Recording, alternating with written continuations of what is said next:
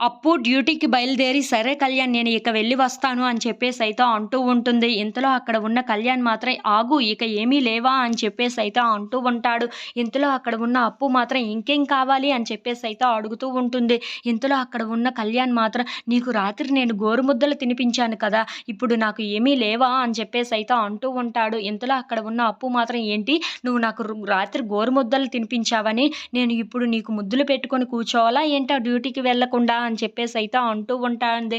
ఆ మాటలు వినగానే అక్కడ ఉన్న కళ్యాణ్ మాత్రం, "ఏంటి కాస్త ముద్దు ఇవ్వడానికి ఇంత గారం చేస్తున్నావా నువ్వు?" అని చెప్పేసైతే అంటూ ఉంటాడు. ఇంతలో అక్కడ ఉన్న అప్పు మాత్రం, "లేదు లేదు అలాంటివేమీ కుదరదు" అని చెప్పేసైతే అక్కడి నుండి వెళ్ళిపోతూ ఉంటుంది. ఇంతలో అక్కడ ఉన్న కళ్యాణ్ మాత్రం, "పొట్టి ఆగు" అని చెప్పేసైతే అంటూ ఉంటాడు. ఇంతలో అక్కడ ఉన్న అప్పు అయితే, "ఏంటి మళ్ళీ?" అని చెప్పేసైతే అంటూ ఉంటుంది. ఇంతలో అక్కడ ఉన్న కళ్యాణ్ మాత్రం, "మీల్స్ ఎలాగో పెట్టటం లేదు, కాస్త బ్రేక్‌ఫాస్ట్ అయినా పెట్టేసి వెళ్ళు" అని చెప్పేసైతే అంటూ ఉంటాడు. ఆ మాటలు వినగానే అక్కడ ఉన్న అప్పు మాత్రం, "బ్రేక్‌ఫాస్ట్ కూడా పెట్టను, కాస్త నీళ్ళతోనే సరిపెట్టేస్తాను" అని చెప్పేసైతే ఫ్లయింగ్ కిస్ ఇచ్చేసి కిందకు వచ్చేస్తూ ఉంటుంది. ఇంతలో అక్కడ ఉన్న కళ్యాణ్ అయితే చాలా సంతోషిస్తూ ఉంటాడు. ఇంతలో బామ్మగారి దగ్గరికి వెళ్ళి, "బామ్మగారు నేను వెళ్ళేసి వస్తాను డ్యూటీకి" అని చెప్పేసైతే అంటూ ఉంటుంది. ఇంతలో అక్కడ ఉన్న వాళ్ళ బామ్మగారు అయితే, "క్షేమంగా వెళ్ళి రా అమ్మా" అని చెప్పేసైతే అంటూ ఉంటుంది. ఆ మాటలు వినగానే అక్కడ ఉన్న అప్పు అయితే చాలా సంతోషంగా కళ్యాణ్ వైపు చూసుకుంటూ కళ్యాణ్‌కి కన్ను కొట్టి మరీ వెళ్తూ ఉంటుంది. అది చూడగానే అక్కడ ఉన్న కళ్యాణ్ అయితే,